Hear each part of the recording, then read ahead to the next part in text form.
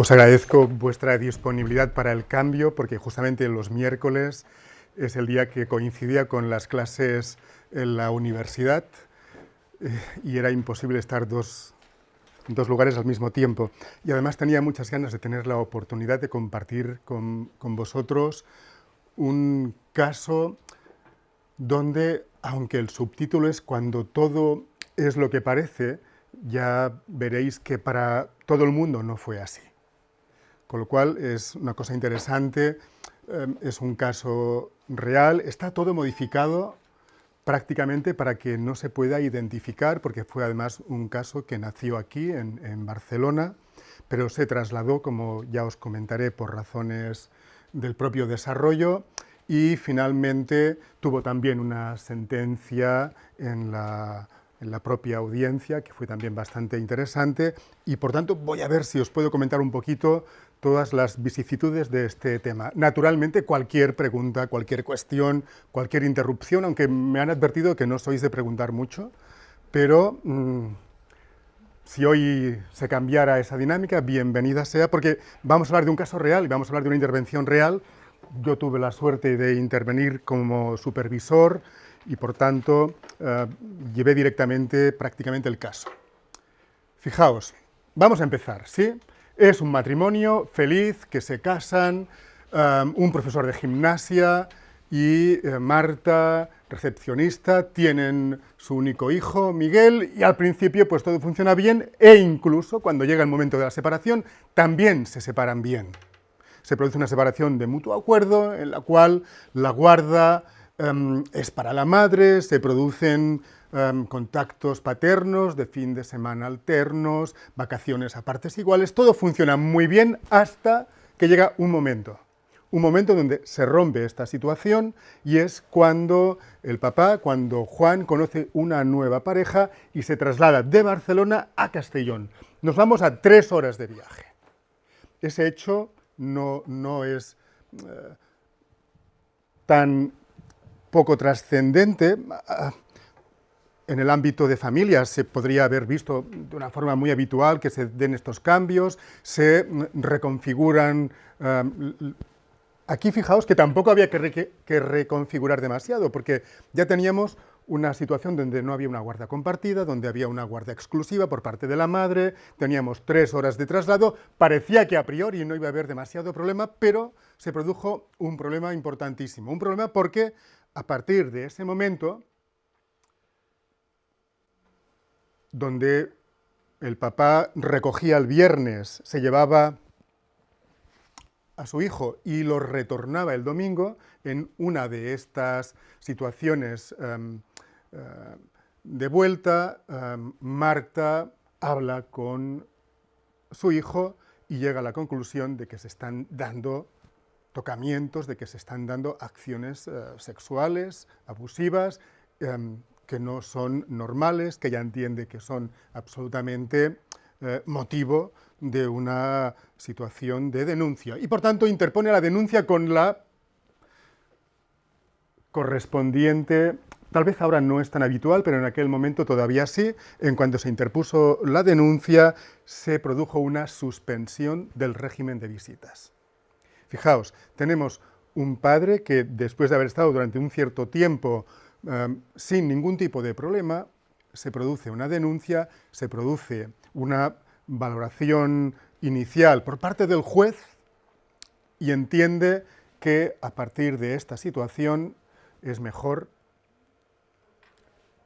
proteger, es mejor no arriesgar, es mejor dar una medida. Hola, muy buenas. Adelante, pasen ustedes.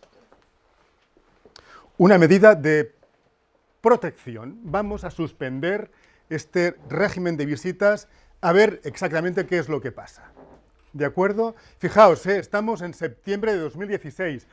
Vamos a ver cuánto va a durar esta temporalidad, ¿verdad? En el 2017 la madre conecta con un equipo de psicólogos privados. Este equipo de psicólogos de orientación clínica evalúa al niño y dice, tenemos la convicción, tenemos la confirmación, así lo establecen con el correspondiente informe, psicólogos clínicos. Ya veréis que voy a jugar un poco con ciertas especificidades. Clínicos que no forenses, clínicos, que establecen esa confirmación de lo que es el abuso sexual con un rechazo paterno y con un grave riesgo de reincidencia que nos sorprendía a todos porque es un informe que se hace a través de las comunicaciones de la madre. Nunca se ve a la otra parte, pero entienden que, tal y como la madre lo explica, aquí hay una situación grave con una opción de reincidencia.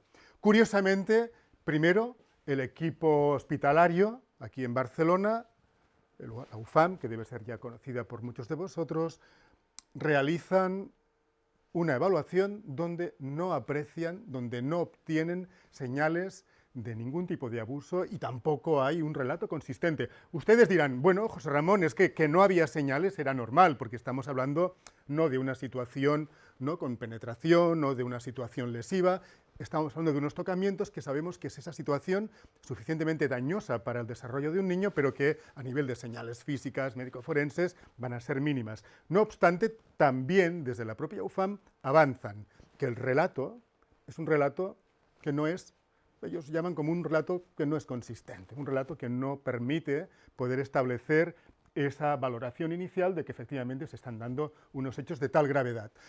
Curiosamente, en el mismo año interviene el equipo de psicólogos forenses, en el que yo trabajo en Girona, aquí en Barcelona. Evalúan, obtienen y llegan a una conclusión, fíjense ustedes, parecida, aunque totalmente contraria al primer equipo que interviene. Llegan a la conclusión de que tenemos un relato indeterminado. ¿Qué significa un relato indeterminado?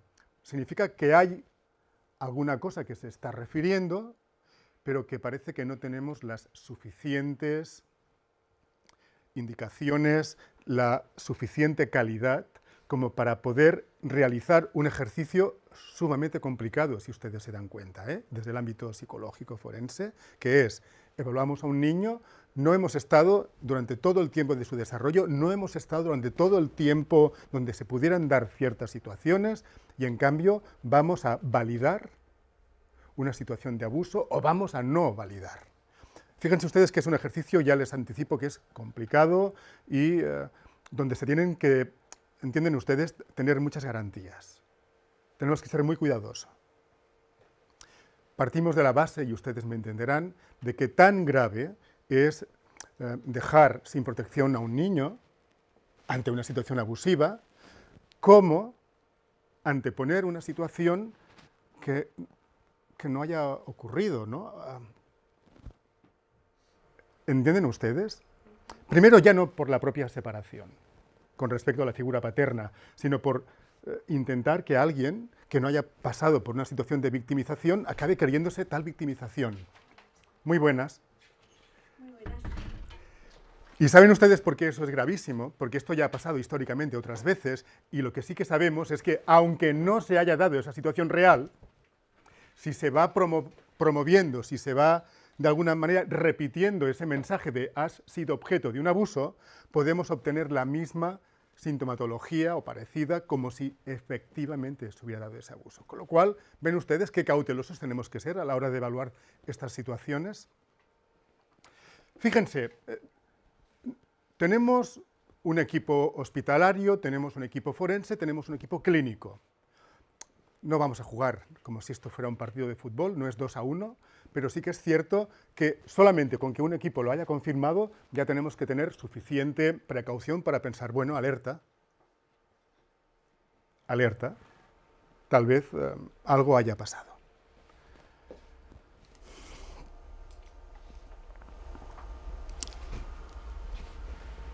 La mamá, sin previo aviso,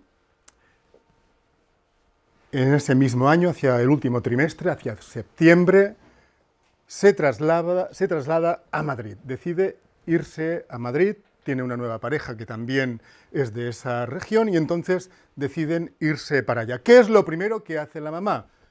En cuanto llega a su nuevo destino, acude a servicios sociales para que le echen una mano con algo que está pasando con su hijo. ¿Y qué hace servicios sociales? Hacen una primera evaluación. ¿Y qué obtienen? Obtienen esa información materna que les permite confirmar el abuso sexual junto con un maltrato. No he puesto nada porque sí, no hay nada que sobre. Fíjense que pasamos primero de una situación de abuso y ven ustedes lo que hemos añadido, ven ustedes, va pasando el tiempo y va creciendo el incidente, el suceso. Ya tenemos abuso y tenemos un maltrato crónico, ¿no? Tenemos una situación bien particular y, lógicamente, a partir de aquí lo que sí que se establece es una intervención de reparación, una intervención clínica, terapéutica, para poder, de alguna manera, ayudar a reequilibrar los efectos terribles que se pueden producir en cualquier criatura que haya sido objeto de una situación abusiva, de un delito del ámbito sexual, ¿verdad? Empezamos aquí. ¿Se dan cuenta ustedes? Miren, estemos aquí y todavía no hay visitas. No hay contacto alguno con el padre. ¿Entienden ustedes? ¿Qué hace el padre? El padre, a principio del 2018, solicita una evaluación pericial privada. Lo he puesto en círculo porque eso es lo que a mí me permite entrar para supervisar, para poder ver el caso y para poderlo presentar hoy ante todos ustedes. Se piden visitas en punto de encuentro, pero lógicamente la mamá está en Madrid, el papá está en Castellón, el punto de encuentro nunca establecen un punto de encuentro en el domicilio, además aquí en Barcelona. Bueno, fue un desastre que al final, lógicamente, el resultado ya era esperado, ¿verdad? No se produce ningún encuentro, no se produce ninguna presentación y, por tanto, se suspende el servicio porque se entiende que esto no llega a ningún sitio. No obstante, desde el ámbito judicial se establece fecha para un juicio en el cual se solicita, en una audiencia provincial, 4 años de prisión por ese abuso y esa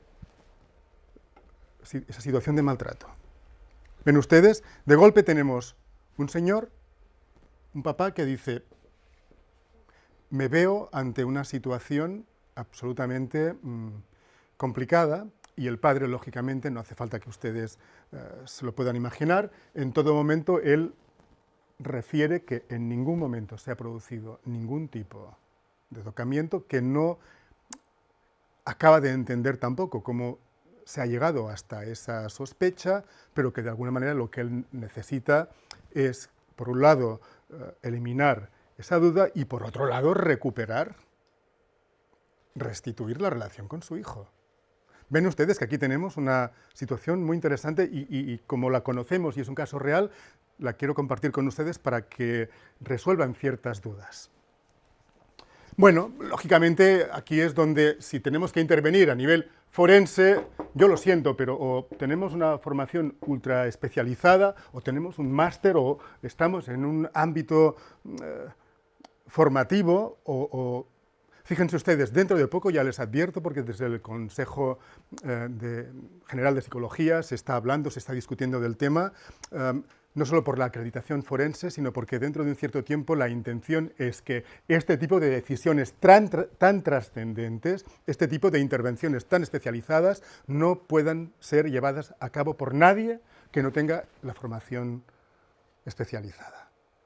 ¿Entienden ustedes? Porque estamos tocando temas demasiado delicados, que todos lo son, no voy a barrer para casa, pero entienden, aquí se han producido toda una serie de situaciones muy características, ¿verdad? Un proceso de evaluación donde siempre explicamos en nuestras clases que tienen que haber, lógicamente, análisis de atestado, entrevistas abiertas, bueno, un proceso de evaluación integral, que eso es común a muchos otros ámbitos, pero donde además en el ámbito forense tenemos que entrar en lo que es formulación de hipótesis. Hipótesis número 1. Efectivamente, este papá ha realizado acciones sexuales inadecuadas con respecto a su hijo. ¿Sí? Pero entienden ustedes que tenemos que abrir un poco nuestra mente a otras opciones. ¿Qué otras opciones se les ocurre a ustedes que pueden haberse dado? ¿Tienen ustedes opciones que les vengan a la cabeza, aparte de que hayan ocurrido los hechos? ¿Sí? Fíjense ustedes, continuamos y miramos el expediente, vemos que se han dado 5 intervenciones profesionales, la UFAM, el LEAD penal, servicios sociales, ámbito público, ámbito privado, tenemos 2 evaluaciones positivas, tenemos 2 evaluaciones negativas y una intervención de tipo clínico terapéutico que, lógicamente, cuando empiezan la intervención terapéutica confirman que se está dando una situación de victimización. Recuerden lo que les he dicho antes, ya no es tan importante si ha pasado o no. ¿Entienden? Llega un momento que lo que sabemos a nivel psicológico es que aunque no se haya vivido esa revictimización, sí se va alargando, se va construyendo, se va reforzando, se va manteniendo que algo ha pasado, los niños y las niñas, los adolescentes expresan sintomatología más o menos parecida. Con lo cual, ¿hay algo que reparar? Sí, hay algo que reparar. Ya veremos qué es lo que habrá que reparar. El subtítulo era Cuando todo es lo que parece. ¿A ustedes qué les parece? ¿Les parece tan parecido como me parecía a mí? ¿Creen ustedes que estamos ante un caso relativamente claro a la hora de evaluarlo? Porque si se han dado cuenta, hemos tenido 2 equipos que sí, 2 equipos que no, un equipo que interviene y que confirma, y tenemos una mamá que efectivamente, pues, de una forma espontánea realiza esa denuncia a partir de, pero luego también hace acciones como irse hacia otro lugar que no dejan tampoco lugar a dejar de pensar alguna otra opción. ¿Entienden ustedes? Claro que esta era la hipótesis, pero puede ser que si no ha pasado, hayan pasado otras cosas. Fíjense, no solo teníamos opción A ha pasado, opción B no ha pasado.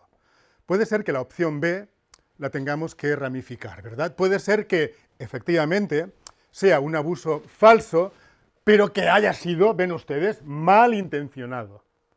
Por una venganza, por lo que sea, ha habido una malintención, en este caso de la madre, también podría haber sido del padre. Verán ustedes que en este ámbito se da de todos colores, de todos bandos, donde hay una animadversión. Pero fíjense ustedes, no se queden solo con esa opción. De hecho, les diría que no se quedarán con esta, seguro. Porque puede ser que lo que haya pasado es que haya habido una mala interpretación. Puede ser que tengamos, y esto lo van a ver ustedes muy a menudo, situaciones en las que un papá o una mamá, de golpe, conecta con ciertas cosas que le pasan a su hijo, pero que tal vez han pasado también muy próximo, cuando no en la misma persona, en el mismo progenitor. Con lo cual se producen unos efectos muy interesantes. No hay una mala intención, no hay una venganza, hay una mala interpretación, pero convencimiento de que están haciendo lo correcto por ese hijo o por esa hija. ¿Entienden de qué estoy hablando? ¿Entienden dónde nos estamos moviendo? Ya no es la mala intención, es una mala interpretación que produce un convencimiento falso, pero, ¿entienden ustedes? Un convencimiento. Y luego tenemos esta opción, que sí, hay que decirla, y es que el niño se ha vuelto un poco también malicioso, se ha inventado esto y está aquí, pues, jugando a un juego perverso que nadie entiende, donde él se ha quedado sin papá, donde su mamá también se está trasladando, donde se dan múltiples evaluaciones y donde al final este niño ha acabado siendo reparado. ¿Entienden? Hay falsas denuncias que nacen de niños que efectivamente inventan. Claro, sí. ¿Tienen ustedes la cifra en su mente de qué tanto por ciento estamos hablando?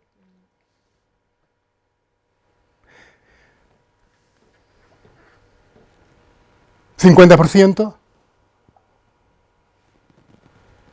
¿20%? Los estudios clásicos establecen 2-3%. 2-3%. En el peor de los estudios, 4-5%. aunque ustedes seguramente habrán oído hablar que cuando estamos en situaciones de separaciones contenciosas, nos movemos en hasta 15-20%. Pero recuerden ustedes, aquí no hay nada puesto por casualidad. No fue una separación contenciosa. ¿Recuerden? Estamos en una situación donde, fíjense, estos porcentajes los tenemos que saber para poder también entender cómo hipotetizamos, hacia dónde va nuestra intervención. El último fin de semana que el niño estuvo con su papá, Marta la mamá observó un enrojecimiento en el culo, en el ano, con una inusual actividad de manipulación del pene por parte del niño. Se tocaba, ¿entienden ustedes? Y la madre, ¿qué interpreta? El niño se está tocando, el niño tiene un enrojecimiento en el ano, aquí está pasando algo raro. ¿Ven ustedes qué fácil es crearse, a veces sin, ¿no?, una situación? Interroga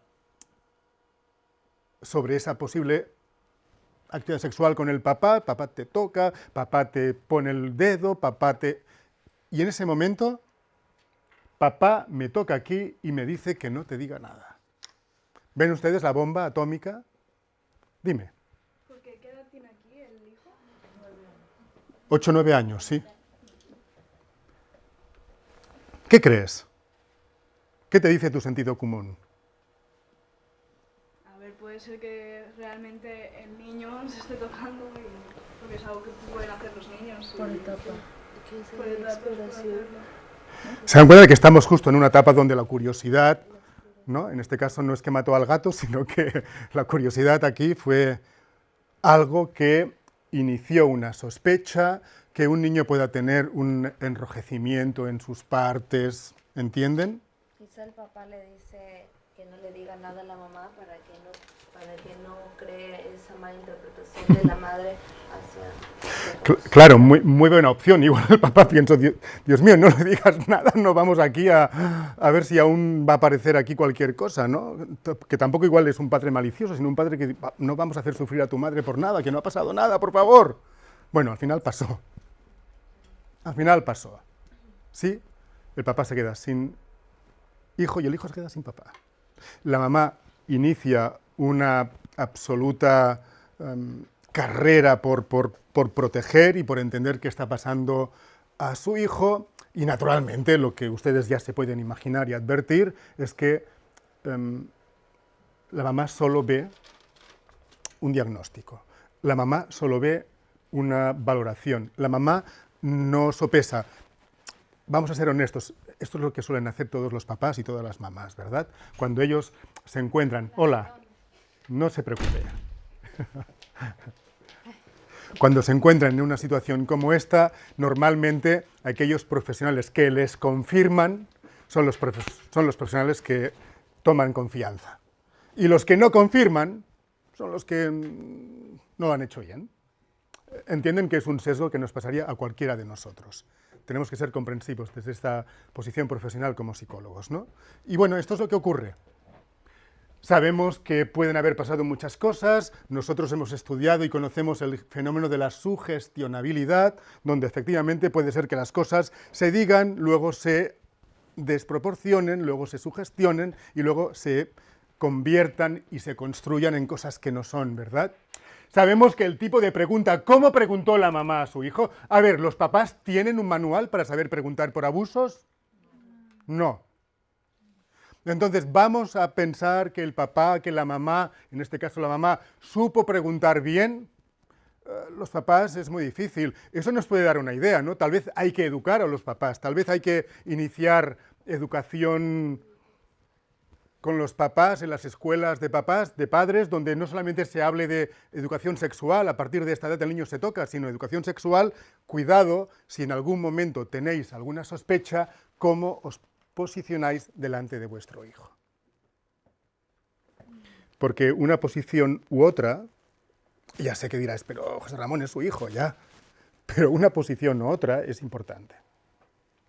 Y no podemos pensar, tal vez, que la mamá utilizó un sistema de interrogatorio, ¿no? Sabemos que la sugestionalidad baja es la que intentamos siempre a nivel profesional utilizar, pero sabemos que la sugestionabilidad alta es muy poderosa, es muy importante. Sabemos que preguntas abiertas, ¿qué te pasó?, ¿te molestó?, preguntas que nos permitan no introducir, en las clases explicamos, ¿verdad?, ¿qué es lo que nunca hay que introducir?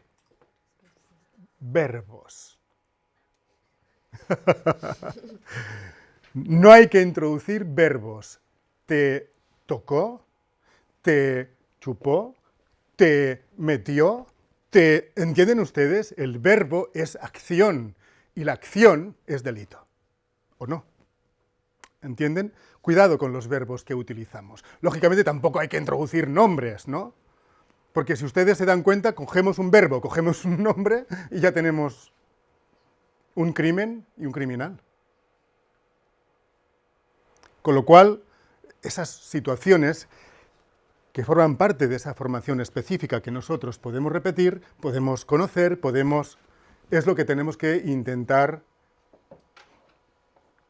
ahorrarnos, ¿verdad? Ven ustedes las preguntas, ustedes dirán, pero estas preguntas son tan rebuscadas. ¿Saben ustedes? Lo más interesante es que muchas de estas preguntas o muchas de estas situaciones de conocimiento se produjeron gracias a situaciones reales, a juicios anteriores, a situaciones como muy arraigadas en entornos culturales, donde efectivamente la gente pregunta, pero se pregunta de esta manera. Ustedes ya dirán, José Ramón, que son los hijos y son los padres, es cierto, pero nosotros como profesionales debemos saber eso, por si las moscas, por si nos toca algo así.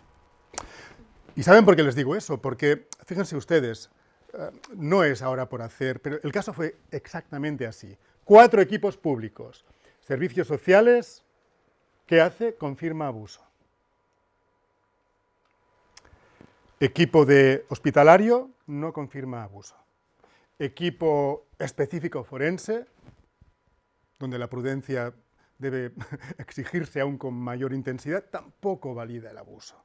El equipo privado sí, valida el abuso. Y luego el equipo terapéutico, el equipo de intervención clínica, que lógicamente ve un niño con características que sí que les permiten iniciar la intervención porque ven que un niño debe tener algún tipo de desequilibrio y por eso empiezan, entiendo, ¿verdad? Bueno, esas son las preguntas que se pueden hacer y llegamos siempre a una de las preguntas que siempre nos hacemos. Se tuvo que volver a entrevistar a ese niño, se tuvo que volver a tomar una decisión, que es, vamos a escuchar.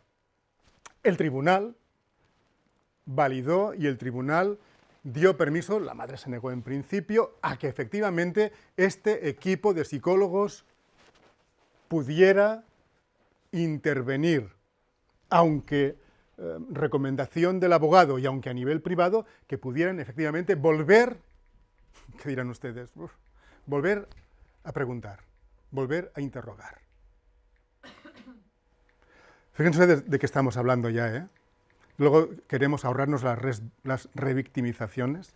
Dígame. ¿Cuánto tiempo se le preguntó al niño nuevamente? Después de casi un año. Se vuelve a preguntar al niño. Se vuelve a ver qué ha pasado. Sí, era recientemente, el año pasado. El niño ya está en esos 9, 10 años. Lleva ya 2 años sin ver a su papá. Y vamos a ver qué pasa. Vamos a volver a preguntar, vamos a volver...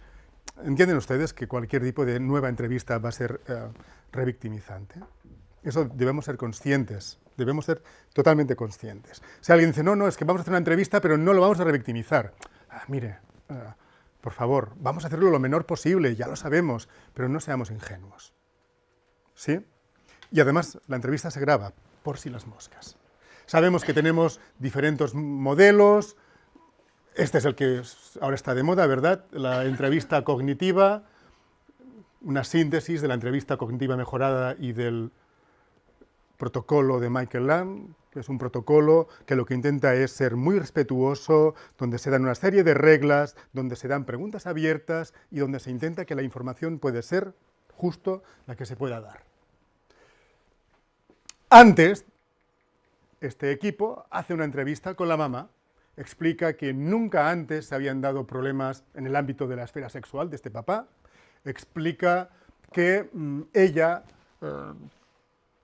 tiene un antecedente cuando era pequeña que sufrió unos abusos sexuales por parte de un familiar, un hermano del padre.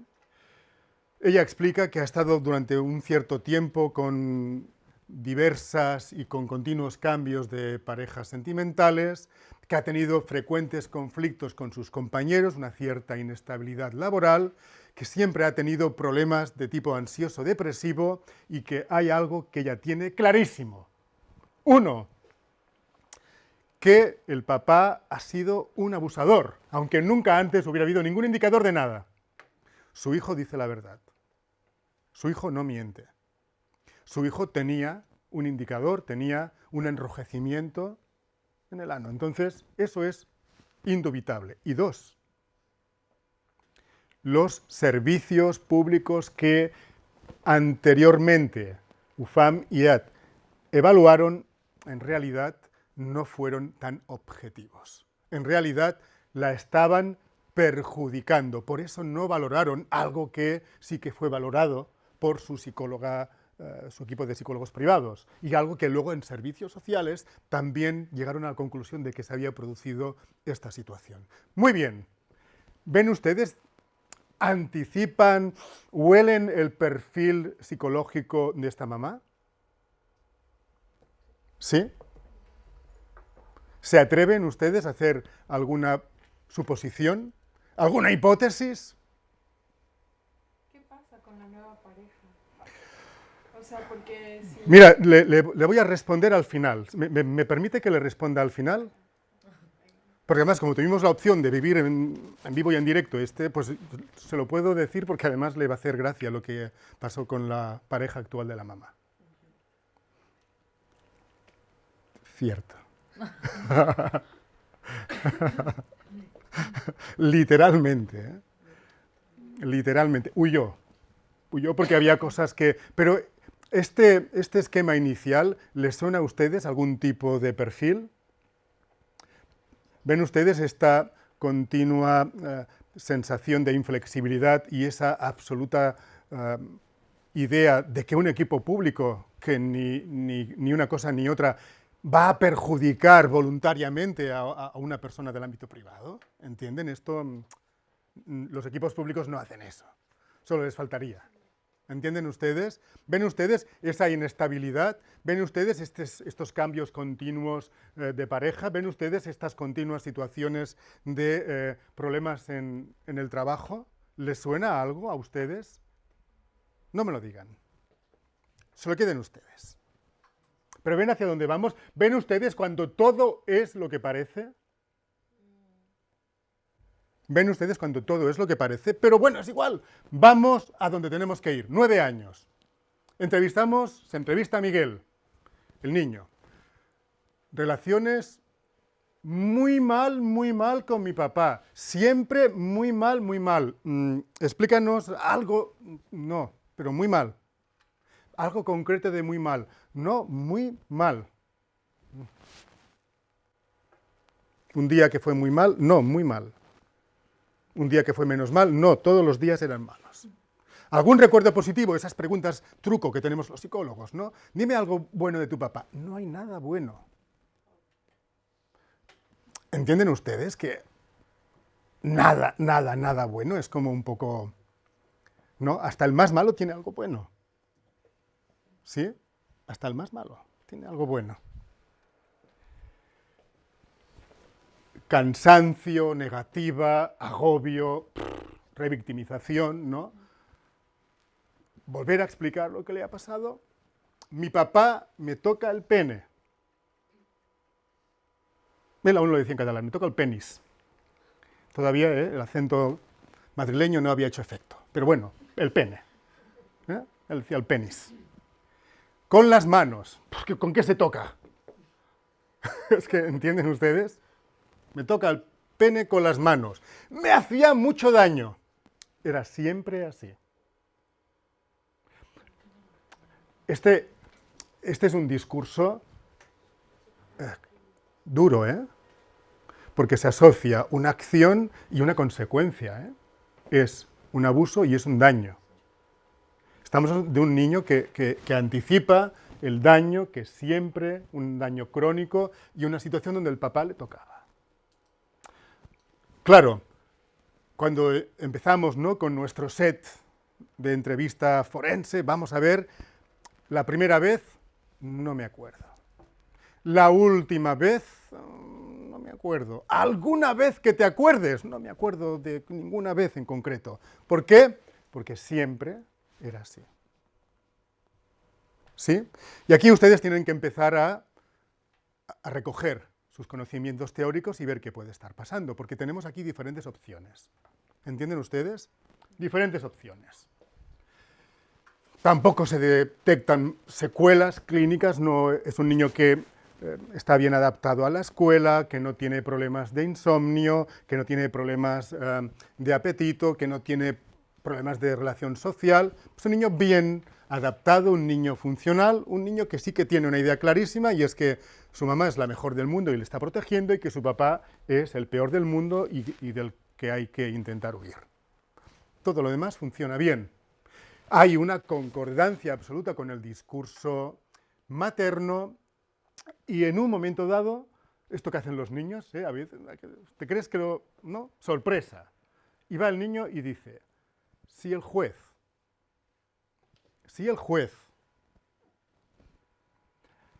ordena, porque el juez manda, autoridad, si el juez ordena que tiene que ir con su padre,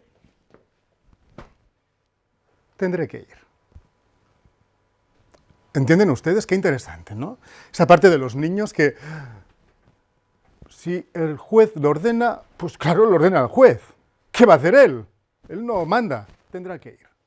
Ahí nos quedamos un poquito como sorprendidos. Si ustedes quieren, dirán, no, José Ramón, lo que te quedaste, o lo que se quedaron ustedes fue un poco aligerado. Sí, es cierto. Esa última frase nos ayudó a tenerlo claro. ¿Les ayuda a ustedes a tenerlo claro? ¿Ven ustedes cuando todo es lo que parece? Cuando todo es lo que parece. El niño, como hacen muchos niños, al final da el permiso. Al final dice, bueno, sí, es un juez, habrá que ir. Entonces, qué curioso. Ven ustedes que eso no les puede pasar a ustedes nunca desapercibido, ¿no? Pese a esa negativa, pese a esa situación, el niño dice que lo hará. Naturalmente a su mamá no le hará nada de gracia. Eso por delante. Pero él es consciente de que eso no es del deseo, él es consciente de que él no desea, pero que si alguien lo manda y es una figura de autoridad superior, él tendrá que hacerlo. ¡Qué bien! ¿Ven ustedes? Eso nos va eliminando dudas, nos va eliminando sospecha, nos va eliminando incerteza. Podemos hipotetizar bien. ¿Ven ustedes? Todo empieza a ser ya lo que parece. Todo empieza a ser lo que parece. ¿Por qué? Porque este es el extracto. Me acuerdo muy bien, lo recuerdo todo. Vale, qué bien. Me tocaba el pene, fuerte, me hacía daño. Era malo, ya está. ¿Alguna vez que te acuerdes, la última vez? Pues eso, me tocó el pene, ya te lo he dicho. Sí.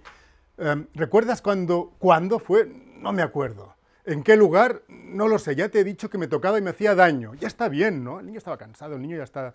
¿Otra vez? Lo que ocurre es que necesitamos, ahí en plan conciliador, en plan vamos a ver si el niño... Necesitamos saber más en concreto, por eso te pregunto si sabes dónde pasó el lugar y cuándo, hace mucho, hace poco. El niño ya hace poco, siempre me toca y siempre me hace daño. Fíjense ustedes qué interesante, hace poco, y hace 2 años que no he visto a papá. Claro, ustedes dirán, José Ramón, es que poco o mucho, es un niño de 9 o 10 años. Pero ven ustedes qué interesante, es que hace poco que está pasando. ¿Entienden ustedes? La realidad psíquica era esa. Hacía poco. No la física, la psíquica. Bueno, la primera vez, no lo sé, y al final, pregúntale a mi madre. Ella sí lo sabe. todo eso grabado en vídeo. Bueno, y es cierto, la mamá lo sabrá, ¿entienden? El niño estaba realmente con muy poca predisposición, pero no había más de lo que encontremos, de lo que se encontró aquí en este caso. ¿Ven ustedes hacia dónde nos movemos? ¿Qué sabemos? Sabemos que por muy mal que vayan las cosas, por muy mal, básicamente el niño debería identificar a la persona que es su papá, detallar la acción que es que le tocaba fuerte y le hacía daño, y como mínimo también ubicar el espacio. ¿Y por qué? Porque esos son los episodios concretos. ¿Qué es lo que le estaba tal vez pasando al niño? Ustedes dirán, José Ramón, ¿no os dais cuenta de que el niño está bajo los efectos de una evitación funcional que es por efecto del trauma? Esta es la teoría de la generalización. Los niños que han sufrido muchísimo, niños o niñas que han sufrido mucha situación de trauma, tienden a tener como una situación genérica. Siempre me hacía daño, tú ya lo sabes, otra vez, siempre igual, nos pegaba, me hacía... ¿Por qué? Porque hay tantísimo dolor, hay tantísimo daño, que una forma de defenderse de todo esto es establecer como una especie de generalización de esto es así, pero dificultad para la concreción. ¿Qué ocurre? Ocurre que en el ámbito forense o hay episodios o hay concretos, o saben ustedes, no hay nada. Siempre me lo hacía, siempre fue así, siempre me tocaba, en nuestro ámbito, eso es cero patatero. Pero ven ustedes, ámbito forense, ¿por qué? Porque tal vez en el ámbito clínico eso no es cero patatero. Tal vez en el ámbito social eso no es cero patatero. ¿Entienden ustedes lo que estoy haciendo ahora? Tal vez es que los otros equipos que valoraron con diferentes fundamentos, valoraron con diferentes modelos, valoraron con diferentes estilos de evaluación, marcos de evaluación. Igual en el ámbito clínico eso es importante, en el ámbito forense esto es nada. No concretamos, no podemos establecer un episodio, no podemos establecer una situación de memoria episódica. Y por tanto, no hay nada que hacer. ¿Ven ustedes? Las reglas del juego en el que nosotros jugamos son otras, ¿eh? Son otras. Y estas reglas, si no se conocen, podemos acabar valorando, podemos acabar concluyendo, podemos acabar validando algo que no se puede validar de una forma tan alegre. Sobre todo por las consecuencias que se pueden derivar. ¿Entienden de qué estamos hablando ahora, verdad?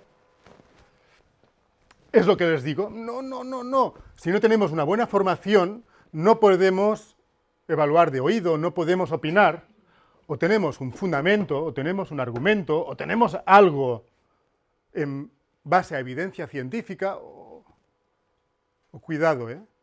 Lo que ocurre es que saben ustedes qué complicado que es, ¿eh? Ustedes imagínense, tienen una consulta, les piden hora, entra una mamá, totalmente desbordada, totalmente victimizada, que explica, que tal, que su hijo... Y ustedes están ahí, ¿entienden? ¿Qué hacen? Porque este es un fenómeno muy interesante que todos los psicólogos debemos conocer. Ese pánico moral. ¿En qué consiste? ¡Wow! No voy a ser capaz de entender, de saber y de ver lo que ha pasado aquí y de proteger a este niño. ¿Voy a ser cómplice del agresor? ¡Oh, Dios mío, qué miedo me da! ¿Entienden ustedes qué pánico moral? Con lo cual, ¿cómo se resuelve incorrectamente muchas veces el pánico moral? Sí, ha pasado. Sí, el niño hay que protegerlo. Sí, ha sido tocado, ha sido abusado, sí, ha sido victimizado. Por favor, no voy yo a dejar a este niño en manos de un monstruo.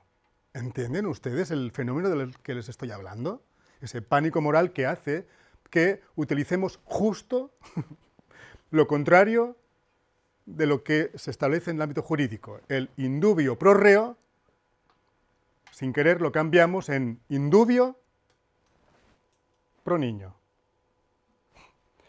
sin darnos cuenta de que ese pro niño se está convirtiendo precisamente en otra victimización terrible. Porque no es pro niño. Si no tenemos elementos, si no tenemos fundamentos, si no tenemos una evaluación, debemos ser muy, muy, muy, muy prudentes. Cuidado. La historia nos ha dado ejemplos increíbles. ¿Cómo evaluamos? Claro, es que, ¿y cómo se evalúa? Pues mire, es que no hay una, hay muchas guías. Esto es la formación, esto es el máster, esto es la especificidad en este tipo de intervención. ¿Qué hacemos? Concluimos que el relato de Miguel no se corresponde con una memoria episódica. No se pueden establecer aspectos concretos y diferenciales del presunto abuso.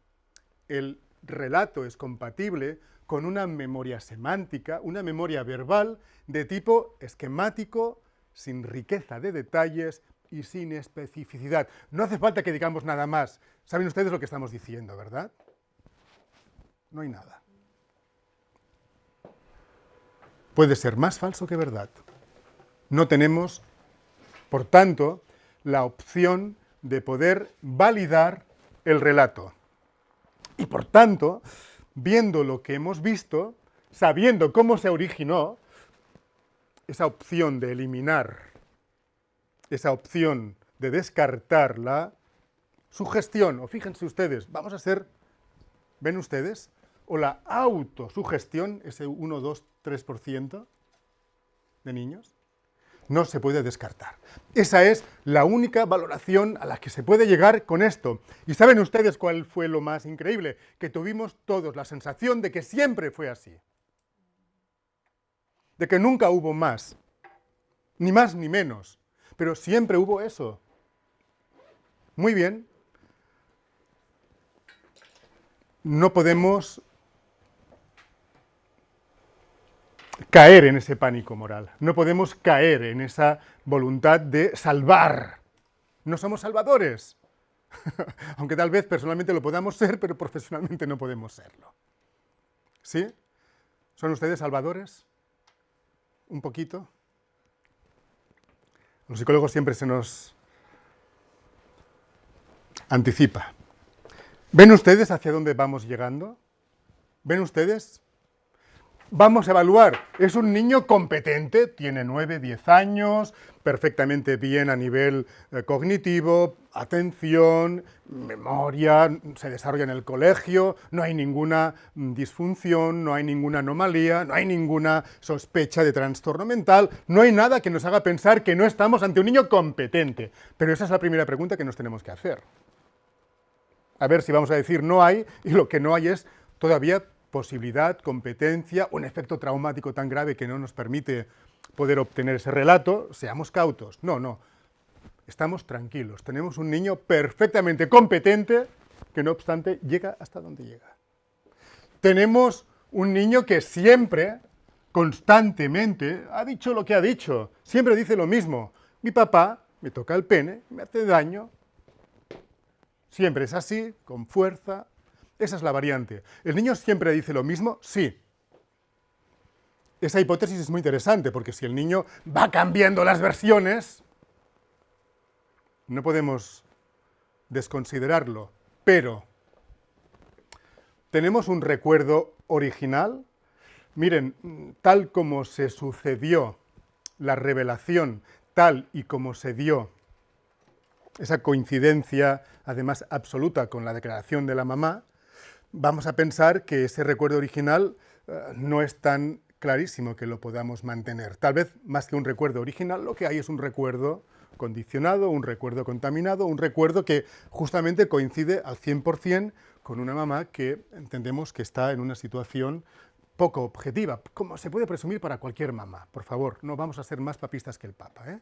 Cualquiera de nosotros que viviera algo así se sentiría en una encrucijada terrible.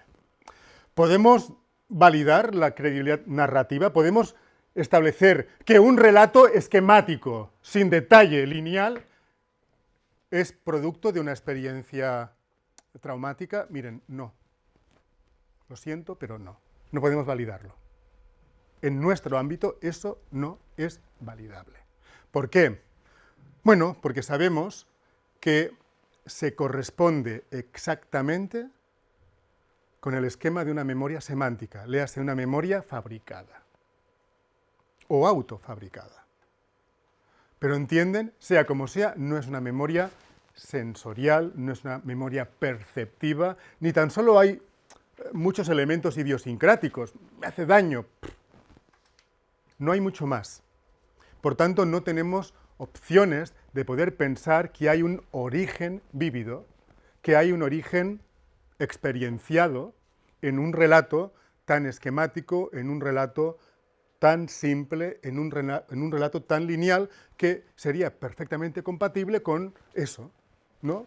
Nos apuntamos, nos lo memorizamos y lo referimos.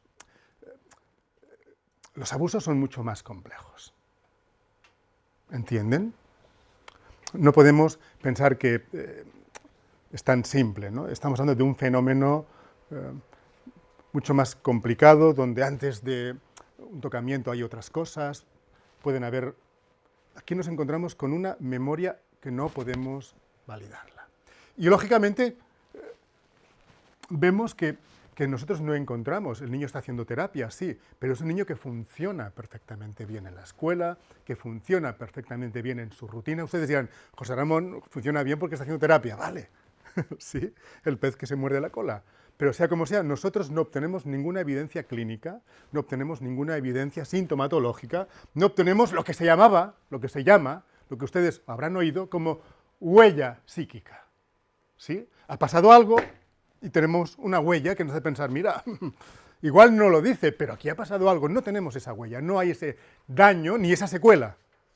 No tenemos ni la lesión temporal ni la secuela permanente. No tenemos nada.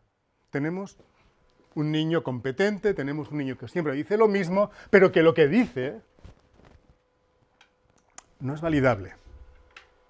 ¿Entienden ustedes cuál es el producto final de este análisis? ¿Cuál es el producto final de ese informe y de esa defensa pericial que se hace ante una audiencia? ¿Sí? ¿Tienen ustedes alguna pregunta, alguna cuestión? Resultado totalmente inesperado. El tribunal escucha a las partes, escucha al papá, escucha a la mamá, el tribunal ve el vídeo, el tribunal obtiene evidencias de todos los que han participado y eso que pasa una vez en la vida, pues nos pasó a nosotros. El tribunal no esperó el tiempo, 2, 3 semanas, para poder deliberar. In voce, esa opción que permite, a nivel legal, que cuando los jueces, un tribunal de 3, obtienen convicción en base a la evidencia, en base a todo el proceso judicial que han tenido ante ellos, en base a esa situación, los jueces dicen, no abandonen la sala. Absolvemos. Aquí no hay abuso. Absolvemos. Ustedes dirán, José Ramón, si absuelven, ¿eso quiere decir que el papá volverá a tener visitas con su hijo? ¿Con quien hace 2 años que no lo ha visto? ¿Sí? ¿Qué creen ustedes? ¿El papá volverá a tener visitas? Sí, sin duda es. ¿Sí? ¿Ven ustedes cuál es la pregunta que a ustedes se van a hacer? ¿Cuál es la pregunta? ¿Cómo se programan, cómo se preparan, cómo se dará esa revinculación de un niño que hace 2 años que no ve a un papá que supuestamente le ha abusado?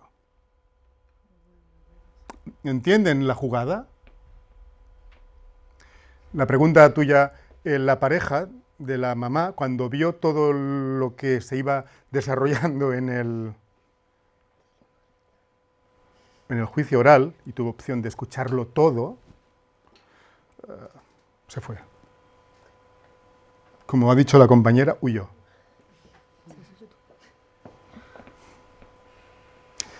Pasaron cosas muy interesantes en ese juicio y además esto que a mí personalmente nunca me ha pasado, que en un tribunal puedan dictar sentencia in voce, no pasa muy a menudo. Pero parece que la evidencia, ven ustedes, por eso les subtitulaban, ¿no? Cuando todo es lo que parece, cuando parece que al final uno y uno, esto es así, no podemos ir más allá, no podemos salvar, no podemos anticipar, no podemos presuponer. Si no hay evidencia, no podemos validar. ¿Sí? Es así de simple y es así de triste y es así de real, ¿eh? Digo triste porque a veces ustedes se dan cuenta de que el sistema judicial es un sistema como muy exigente, pero es que si no fuera así, ¿entienden ustedes? Tendríamos un grave problema, ¿no? Tenemos que ser conscientes de que esa es la realidad jurídica a la que nos movemos, afortunadamente podemos decir. Todo esto que les explico ahora, en estos minutos, es para darles tiempo para que ustedes se respondan. ¿Cómo se establece, cómo se restablece, cuánto tiempo necesitaremos para que el niño pueda tener su contacto paterno? ¿Lo han pensado ustedes? ¿Cuánto tiempo? Aproximadamente, ustedes, si tuvieran ahora ese encargo, miren ustedes, este papá ya está resuelto, ¿sí? Pero este niño, hace 2 años y poco, que no ve a un papá que cree que ha sido su abusador, que le ha hecho daño y que no lo quiere ni ver. Tienen ustedes el encargo de programar, de planificar, de establecer desde un criterio psicológico, desde un criterio científico, cómo hacer que se hagan estos contactos, cómo hacer que se vayan haciendo, ¿no?, para que todo vaya bien. ¿Se imaginan ustedes cuánto tiempo tardó este niño en volver a tener un contacto físico o con su padre? Físico, de abrazarse, de revincularse. ¿Cuánto tiempo? Alguien que tenga una cifra aproximada a partir de la cual podamos pivotar. Venga, ¿cuánto tiempo? 2 años. Es curioso, porque el tema de los 2 años en psicología sale muchas veces, ¿verdad? ¿No? Los 2 años son, ¿no?, para constatar, para consolidar ciertas cosas. Muy bien, 2 años. Ahora yo voy a cambiar, ya no soy psicólogo, ahora ya soy subastador. ¿Alguien da más? Yo también tengo Ningún tiempo. ¿Alguien da menos? Niño, tu papá, papá, tu niño, adiós. ¿Sí? De inmediato. ¿Qué harían ustedes con semejantes atrevimientos? ¿Qué piensan ustedes? ¿2 años o inmediato? Ahora miren ustedes, punto medio. por periodos espaciados. Es lo que nos dice el sentido común. ¿Y si lo hacemos progresivamente? ¿El sentido común, qué nos diría eso? El sentido común diría, vamos a hacerlo poco a poco, aunque las compañeras tuvieran toda la razón. Porque a los 2 minutos, cuando se hizo el vamos a ir poco a poco, que el niño, pues la psicóloga lo explicaba, abrimos la puerta, estaba el papá y el niño se tiró encima de su papá y lo abrazó. Y la psicóloga decía, a ver, yo quería que el niño viera a papá, le había dicho a papá que viniera, que le trajera un regalo, que se fuera, que se lo repitiera durante 2-3 meses, que a los 6 meses podrían tener un poquito más de tiempo para ir juntos al patio, al jardín, que al cabo de 1 año pues podrían ya intentar estar en la casa del papá para que el niño estuviera un poco más aclimatado, y en 2 minutos el niño me ha roto el plan. Y ustedes dirán, claro, porque nunca pasó. Por eso, si hubiera pasado, igual sí que ¿no?, que el sector 2 años tenía sentido, ¿verdad? Si hubiera pasado, igual sí que habría que empezar a revincular y habría que empezar a ir poquito a poquito, ¿verdad? Claro que sí. Además, el niño lo dijo, ¿no? Basta que el juez... Si el juez me manda, yo voy. Y es muy interesante porque la psicóloga, es que además fue sin querer, o sea que la psicóloga hubiera tenido como 2 puertas y tarda 2 años. Pero afortunadamente abrió, el niño lo vio y se abrazó. Toma plan. Toma progreso. Pero claro, qué bien, ¿ven ustedes? Todo es lo que parece. Porque si efectivamente no ha pasado, es así. Es más, ustedes dirán, esto es como la regla, ¿no?, de las divisiones, ¿no?, para comprobar que salen bien. Cuando se produce este efecto, no ha lugar a ninguna duda más. no a pensar, no, es que esa fue la verdad jurídica, no, esa fue la verdad. Y el niño de esta forma tan espontánea, de esta forma tan inmediata, de esta forma tan niño, ¿no?, hizo lo que salió. Y el papá, pues imagínense, ahí llorando de alegría, pensando que iba a tardar 2 años en volver a estar con su hijo, que lo había aceptado el papá, pues sí, yo hago lo que ustedes digan, si yo qué quiero, lo mejor para mi hijo. Pues miren, cambiamos 2 años por 2 minutos. La vida es así, ¿verdad? Y eso quería compartirlo con ustedes, porque seguramente yo también hubiera pensado más, no sé si 2 años, no sé, pero 1 no hay quien me lo quite.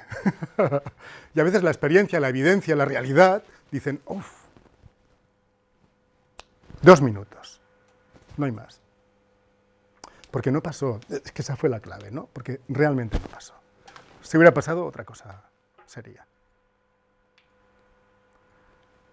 Hasta aquí llegamos.